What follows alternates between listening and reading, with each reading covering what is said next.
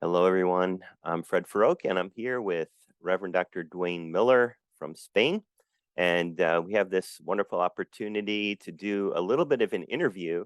And it's specifically a book interview on his book, Two Stories of Everything: The Competing Meta-Narratives of Islamic Christianity, a required book for the class. And you have um, a final exam, or actually for midterm exam questions from this book, which is open book, by the way, but you can't call Reverend Miller up and ask him for the answers. And we are also going to have some discussion board prompts based on this material. So let's kick it right off with Reverend Dwayne Miller. I personally have been blessed by knowing him over the years, and his other writings, such as I Will Give Them an Everlasting Name, a new book on discipling converts or pastoring converts from Islam, and also Living Among the Breakage. So that is a fantastic book. But for this class, we have this nice book. And I think not only is the apples and orange cover appealing to students, but also to turn the book sideways. This is not a 900 or 700 page book. This is a nice, tidy book that's very readable and a blessing to get through. So I'll just call you Dwayne, if that's okay, Reverend Miller. Okay. Yep. And you can call me Fred as well. Um, you know, people enrolling in this class or classes of this sort, they may say, I want to reach out to Muslims in my neighborhood here. We're in the decade of the 2020s. And the first question is, the preface is that history is an underappreciated topic of study in some parts of the world.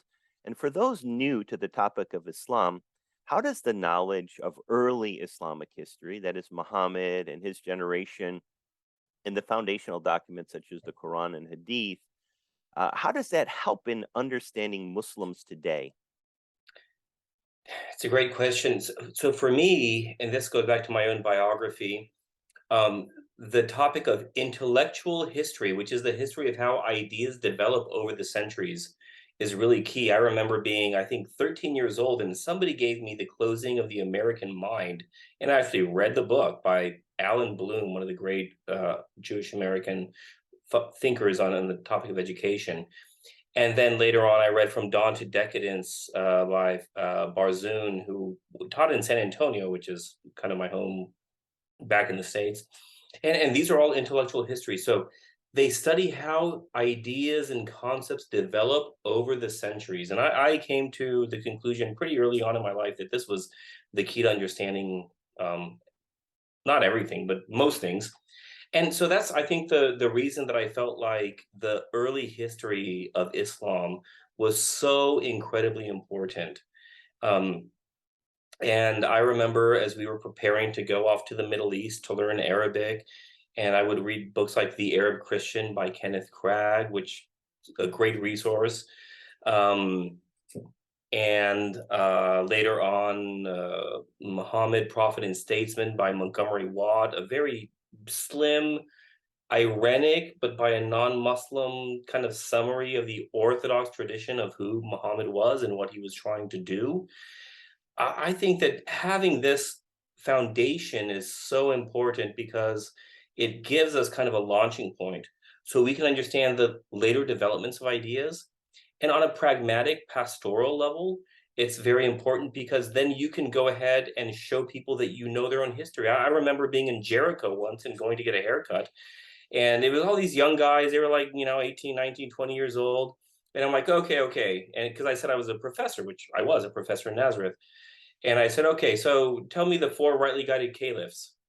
Mhm. And they're oh, they're, it's a very simple question, right? It's like, who are the 12 apostles? I mean, how many Mhm. people at your church and my church can actually answer that question? That's our bad, right? Mhm. But they just automatically were like, wow, this is really fascinating. Here's a guy who has actually shown us respect, shown us honor by learning our history. And that having been said, as a kind of afterword, I want to recognize that I completely know that the whole historical question of Islamic origins is totally up in the air right now. Mhm. I don't want to go there. Like I say in Two Stories, um, there's the question of what really happened, and there's the question of what Muslims believe happened. And in terms of communicating with Muslims, interreligious dialogue, sharing the Christian faith and communicating the faith with Muslims, it really is the latter that is more important. Excellent. Yeah, I was just thinking as you were speaking, um, I've tried to study Spanish, and many languages, including English and Spanish, you start off with the present tense, and then you go Mhm. to the past tense. And Spanish has this two forms of the past tense that tend to be challenging for language learners. But Arabic, the base of the language is the past tense. So, and then you build it up to the present tense and the future tense. In the third person male singular. There you That's go. important. Huwa dhahaba. Huwa Dhahaba. qara. There Yeah. you go. Dhahabat, dhahabtu, dhahabti, dhahabta.